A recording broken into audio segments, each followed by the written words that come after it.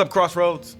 I am Chris, your student ministries guy from Hampstead, and I am here today to talk to you about telling your story, okay? We tell our stories to the glory of God. We tell our stories to talk about the wonderful, miraculous, and powerful things that God has done in and around our lives. And I'm going to talk to you today about someone in the Bible who told their story. But I want to bring out one specific thing about that situation. In Acts 22, Paul is telling his story to a group of people, but not just for friendly reasons or for the sake of their overcoming, but it's really so that Paul can attempt to save his life. Here in Acts 22, verse 1, brothers and fathers, listen now to my defense. He's telling this story in defense. It says, when they heard him speak to them in Aramaic, they became very quiet.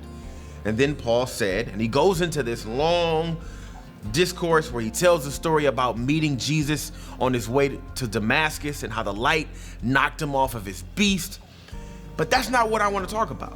What I want to talk about is if we go all the way down to when he's done with his story. Verse 22 says, the crowd listened to Paul until he said this. Then they raised their voices and shouted, rid the earth of him. He's not fit to live. Now you might say, why would he pick a story about a guy who told his story, but it didn't really have a good ending? Well, here's the reason.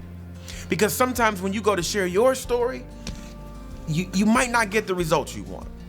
The person might not just listen to your story and say, hey, you know what? That story really encouraged me. I'm gonna take it and I'm gonna go on and I'm gonna have a better life because of it. But you know what you can always count on, no matter what happens as a result of you telling your story, is the fact that God is getting the glory out of you telling your story, even if the person doesn't respond in the way that you want them to. And that's really important, because as we go along this one journey and we tell our stories, there will be times that sometimes the story won't have the effect or the impact that we really wish and hope that it will. But don't let that discourage you.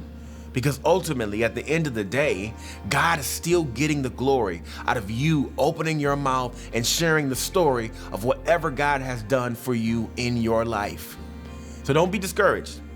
Even if the person that you're telling your story to does not respond the way you think they will or should, as long as God is getting the glory out of your story, that's all that matters. I'm Chris. Thanks for listening.